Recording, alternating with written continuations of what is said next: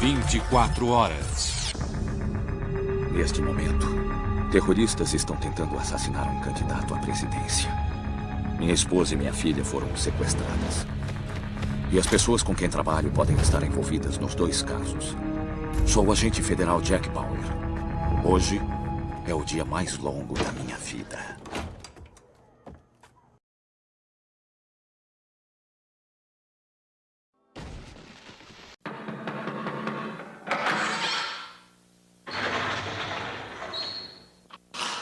Senta que lá vem a história.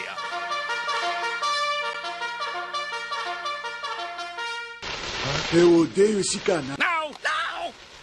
E aí pessoal, meu nome é Onsly e trago aqui para você um outro vídeo do quadro Senta que lá vem a história. Um quadro criado para detalhar toda a parte narrativa do jogo que rola fora dos videogames. Nos episódios anteriores desse quadro, falamos sobre a história do Caleb, que se passa entre a narrativa de ambos os jogos e foi publicada no formato de história em quadrinhos. Lá descobrimos quão antes de Washington já rolava o envolvimento da Pata Negra com a trama do jogo. Aliás, além de introduzir a Pata Negra e a manipulação que eles fizeram por baixo dos panos, pela primeira vez somos apresentados aos tipos de conflitos e dilemas pessoais que a gente enfrenta cotidianamente, em contraposição à realidade doida do videogame, onde a regra é matar NPCs ou players de maneira desenfreada sem perguntar o porquê.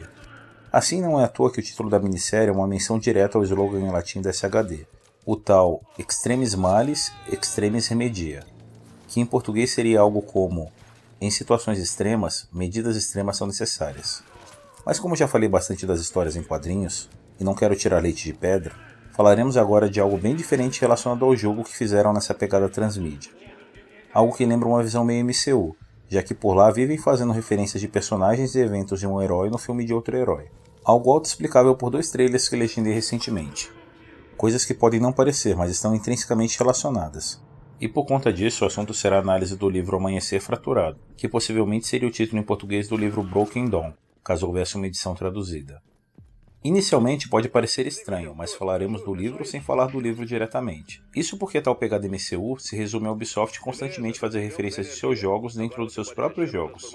Sendo mais específico, falando da franquia The Ghost Recon, através do jogo The Division. Ou você não lembra de detalhes como essa roupa do Wildlands que disponibilizaram no jogo 1 para remeter a imagem do personagem de um jogo no outro. E apesar disso ser algo pequeno, igual as citações indiretas que temos a rodo com outros jogos, como por exemplo o que rolou no episódio 3, onde em Coney Island encontramos um monte de fliperamas com vários jogos da Ubisoft, como o Far Cry, o Just Dance, o For Honor, o Driver, ou até mesmo o World in Conflict. Por ambos os jogos serem da linha Tom Clancy's, a ideia por trás da relação das duas franquias é algo com muito mais profundidade que esses fliperamas. Chegando ao extremo de alguns considerarem que ambos os jogos, igual ao universo cinematográfico da Marvel, ou MCU para os nerds, se passam em um mesmo universo compartilhado, o que justificaria não só aquela roupinha que mostrei há pouco no jogo 1, mas alguns cosméticos que adicionaram no jogo 2, como esses aí da tela, que seriam uma abraçadeira referente ao Ghost Recon The Wildlands, além de uma máscara. Aliás, isso aí tá mais para capacete do que para máscara. E uma skin, onde ambos são provenientes do Ghost Recon The Breakpoint. E antes que me esqueça, já aproveito para agradecer ao Reginaldo por ter me ajudado com as imagens desse gameplay. As coisas não param por aí. Também temos no Wildlands como obter a roupinha do protagonista da capa do jogo 1 e uma linda LVOAC.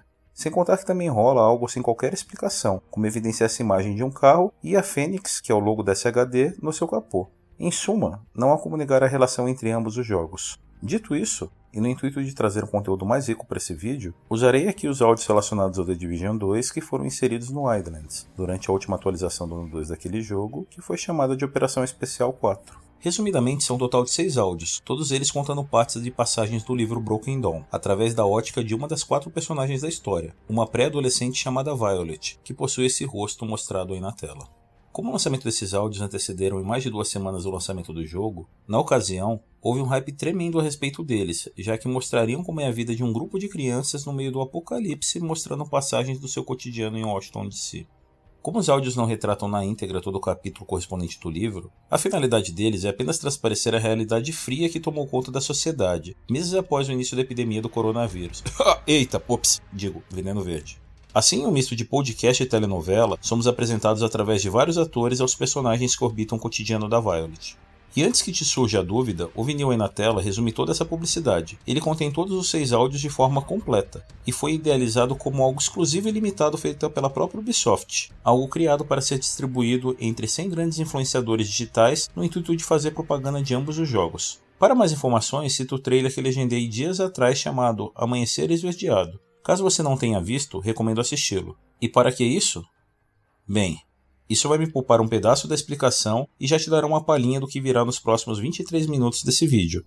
Vale citar que além dos áudios também colocarei em tela o capítulo a que cada um deles se refere, caso queira consultá-los, e algumas gameplays para mostrar, em especial para você que curte exploração de mapa, quais são os locais retratados em cada um desses capítulos.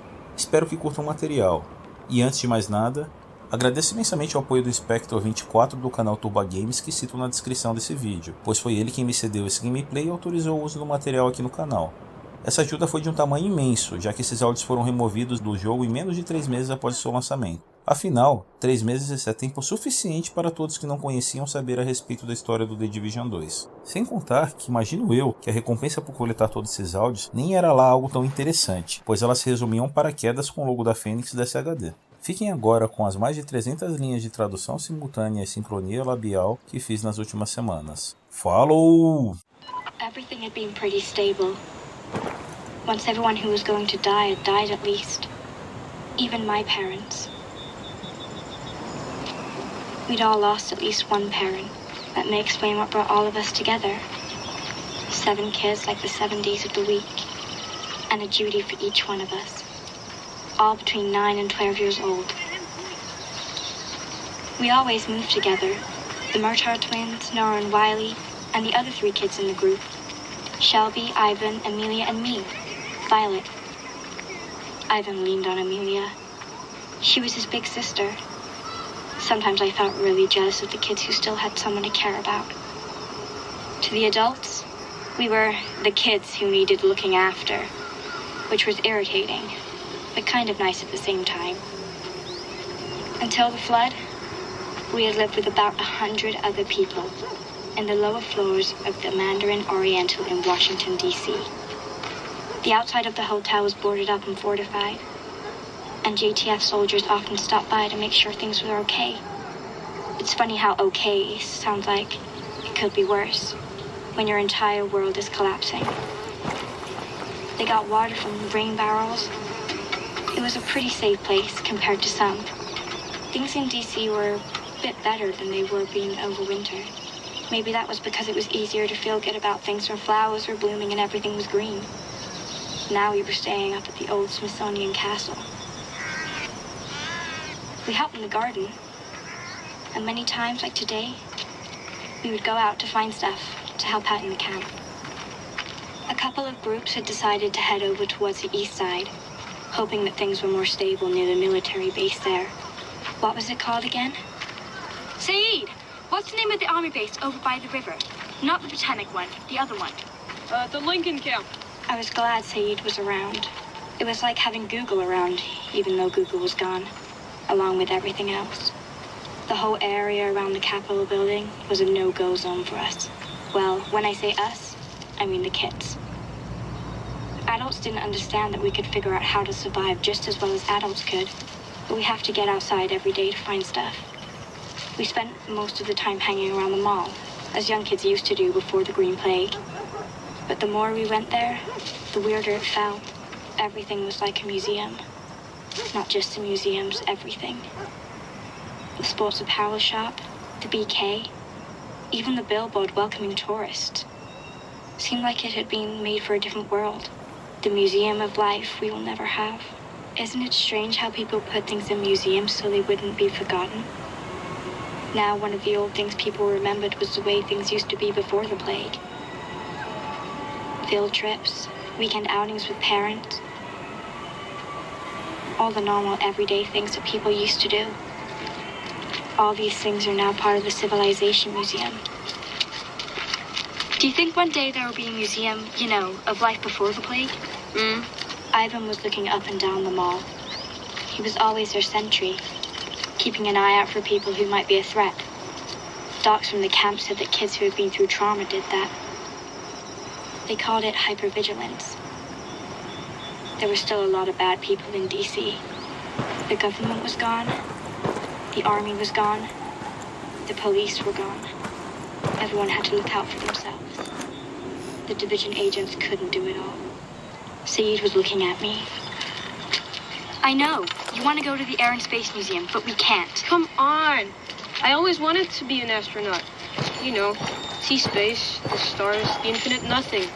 And now? Now, it's about getting out of this place.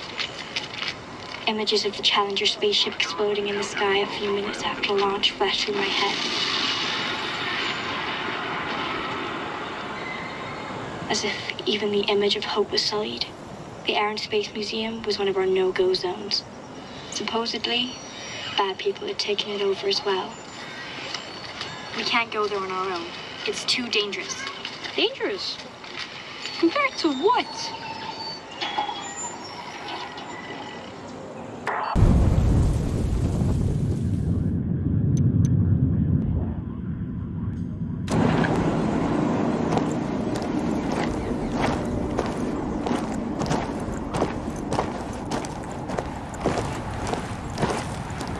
The sky over the river was cloudy. It was going to rain. Let's go home. We can't really carry any more anyways. We had been away from the castle for over 3 hours. We were all hungry and tired. Maybe we hadn't gone where we were supposed to go. But we were coming back with better stuff than the others were expecting. The others is the way we like to talk about the adults. It's not as if we are not a group. They're just so protective that most of the time we feel like they're just looking down on us. Whatever. The grocery bags were stuffed full of dandelion greens, and we even found a ton of cattails. I guess none of us had ever thought of eating cattails before. One of the women at the castle, Louisa, had taught us what to look for. She took the brown part of the cattails that looked like a hot dog and ground it up into flour. Cattail pancakes were on the menu at the castle now, and to be honest, they were okay. Why don't we cut through the White House? Maybe because the place is full of armed men? Come on, it's just JTF, guys. There's nothing to be afraid of. It'll be faster. Well, it's still men with guns. Not all men are bad. You know that, right? True. Only men with guns. And what about the guys from the division, Our dad is from the division, and he's a good man. We are not going through the White House. End of discussion. And why do we still call it the White House? It's not even white anymore. All of the kids lost their parents, and all of them made up stories about their parents to make themselves feel better. Ivan and Amelia never stopped talking about their dad. A division agent fighting at NYC. We all knew their dad was dead, but no one wanted to be the one to tell them. It was kind of a pact between us, to not break each other's illusions. They were our security blanket, the ones that helped us fall asleep at night, and the ones that gave us faith to wake up in the morning. Even I had a security blanket, but it was not my parents. In the first couple of days after things started to get bad, my mom was already sick then, and my dad had caught the dollar bug soon after. Both of them were dead a week after Black Friday. The people running the quarantine site kept me there for another 2 weeks. This is how I met the other kids, the other orphans. I know, it's weird, but I feel like I have to use this word, because it was true, and I had to face the truth. My parents were dead. I had seen them die.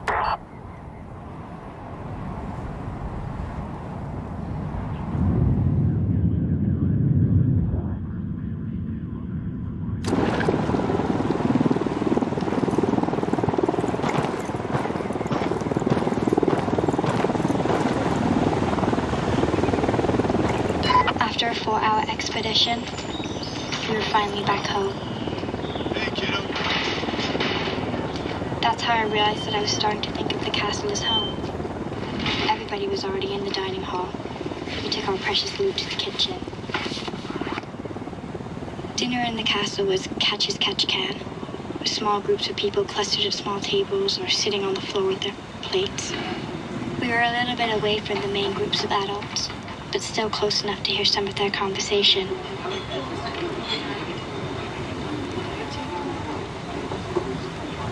This was a good way to learn things adults didn't want us to know. Lunchtime had become kind of a prime time, breaking news TV show. Junie was at the table near one of the gallery's big windows, deep in conversation with 3 others. One of them was Mike Walker, who had led a group from the Mandarin Hotel to the castle after the flood. That was almost 3 weeks ago. We have to be careful. There was already pressure from over toward the capital, and now they've taken over the Air and Space Museum. Won't be long before they come here. Maybe not. We don't have anything they want. They're not just bandits, Junie. They don't want to steal anything from us. They're lunatics who want power. So what? So they're gonna go looking for people they can have power over. Shh. Don't shh me. I know who they are, Mike. And I think if we keep our heads down, just go about our business, we can trust the JTF to keep things under control.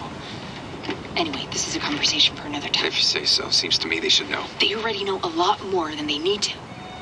We're the adults. We should protect them when we can. Junie. There are mass graves 200 yards outside the window. Protect them from what? From growing up faster than they already have. Okay, kiddos. Everyone who's finished their meal, time for bed. As we were saving energy and electricity, bedtime was never far away from dinner time. We all went to bed nicely, like good kids. For a while, I had gone to sleep every night thinking about my old room in my old house. Was anyone living in the house now? Was there another kid sleeping in my bed, playing with my stuffed animals? Probably not. Probably the house was empty, with broken windows and these rooms all messed up from people looting it. Do you think it's getting more dangerous, Vi? That was Shelby again. She started treating me as if I was her big sister, which was okay most of the time. But right now, I didn't know what to tell her. It's hard to tell. I don't know how things could be more dangerous. I mean, what does dangerous mean these days? What's normal, what isn't? I guess it's okay, Shelby. Just sleep. Sweet dreams. You too, Vi. Night, everyone. Night. Night.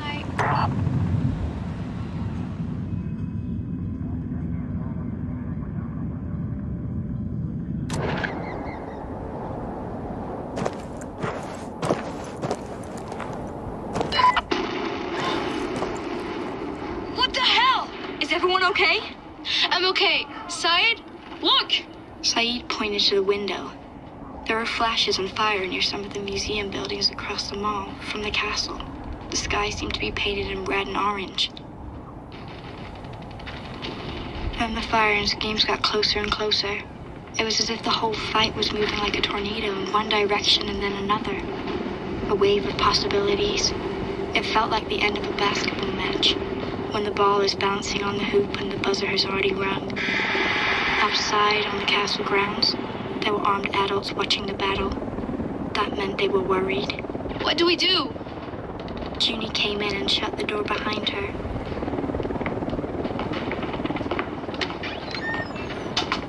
Okay, back in bed, everyone. Junie, what's going on out there?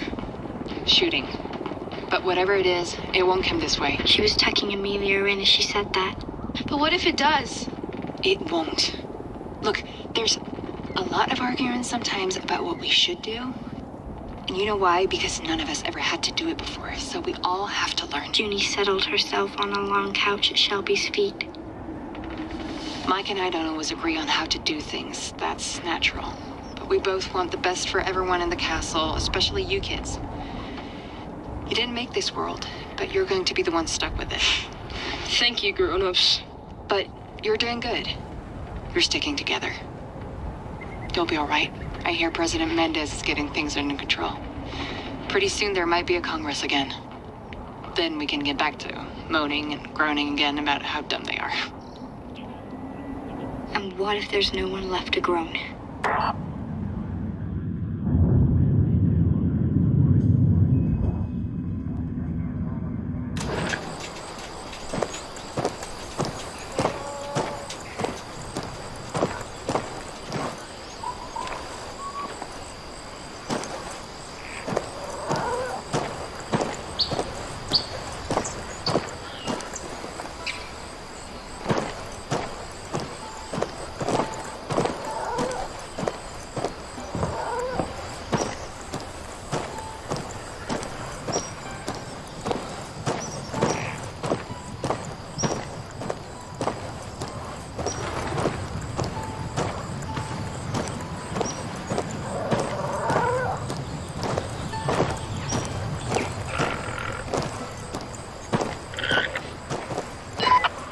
morning, everything seemed to be back to normal. Nobody wanted to talk much about what happened last night. But when it was time to go outside to find some goods, I honestly felt better about being in a big group with adults. Even if I loved it when it was just 7 of us, I knew that we were safer with adults around. They started to walk towards the tunnel, where there was this big lake. The twins were debating about what they were capable of eating to survive. And a frog. Would you eat a frog if you had to survive? Ugh, gross. That's disgusting. You know, French people think it's very chic to eat frogs. But they also eat snails, and I don't think that's fancy either. Junie held up her hand for us to stop moving, stop talking, stop anything we were doing. She had seen people coming out from the little building, just across Constitution Avenue. They were ragged, wearing mismatched clothes, and looked different to each other. Different races, different haircuts. I thought at first they were just a band of scavengers and robbers. DC was full of them. They were scary, but not to us. We were part of a big group with 5 adults. Nothing really serious could happen. How far from the truth could I have been? Get low! Get low! Don't move! Keep an eye on each other. Hey, keep an eye.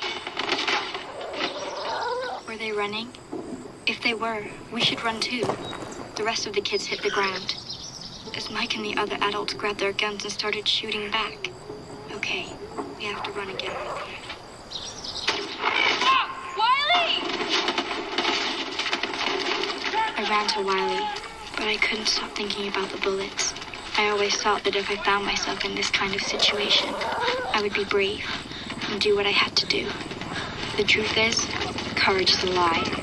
I was literally pissing in my pants. I find Wiley and the cattails. They were full of blood. It scared me to hell. I had to lie down and press on his wound. They shot me. Listen to me. You're okay. It hurts. I'm gonna die. Shut up, you're not. You're not. Wiley rolled over, clutching at his wound. At this exact moment, I wanted to run all the way to Alexandria and hide forever in my old room with my old posters, stuffed animals, sleeping until someone came to tell me that everything was going to be all right, but I couldn't. I could hear gunshots getting closer. Mike was shooting back, but the robbers kept coming. Bullets slashed through the cattails over our head. I couldn't see Mike anymore. I couldn't see where any of the adults were. The robbers were hiding between cars and other junk. I could see them moving. It was like a slasher movie when you can see the killer passing from one room to another and you can't control yourself. Screaming to the girl on the screen, move! What the hell are you doing? You know what? You can't move.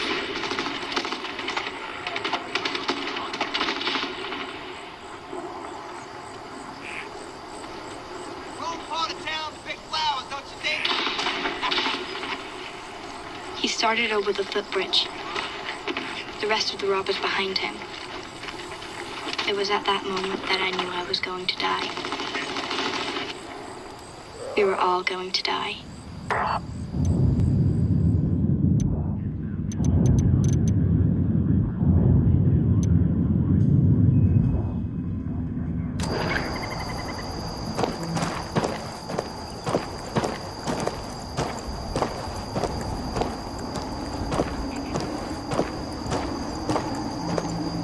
Awesome. I could put this to use.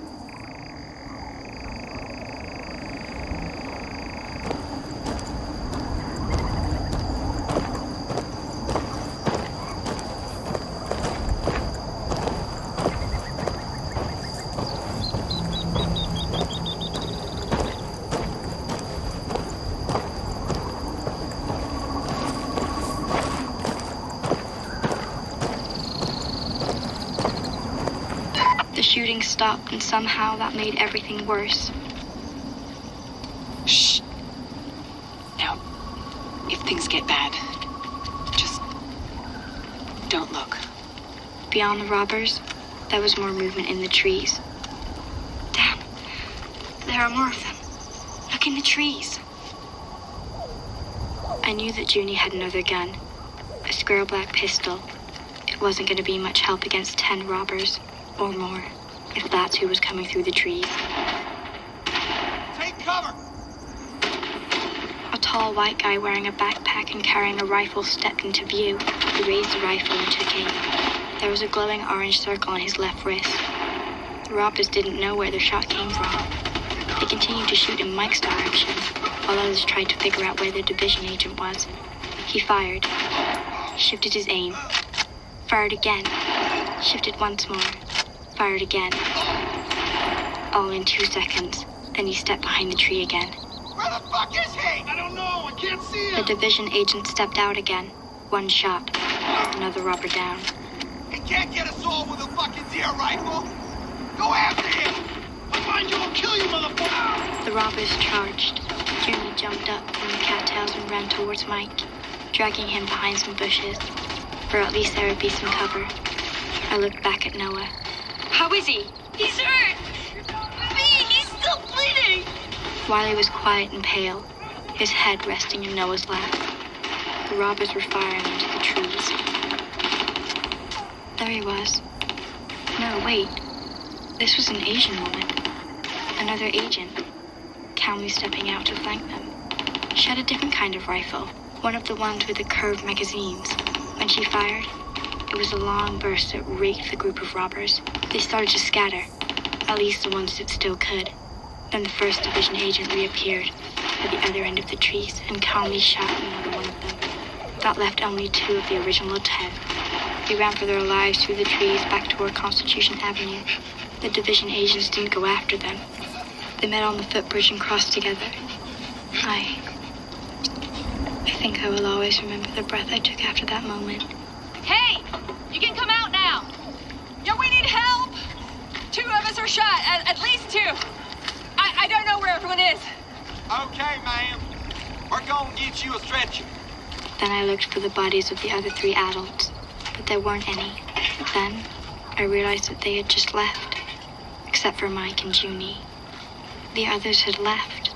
What's wrong, Dee? The other adults. They ran away. If you and Mike weren't there, we would have been killed, abandoned. How could they? Look, Dee, remember when I told you it was not easy to be a kid? Well, it's not easy to be an adult either. Those times do not make it easy for anybody. We are all beginners here. You can't judge how people behave in that kind of situation. Is it a situation? Or is it just our world?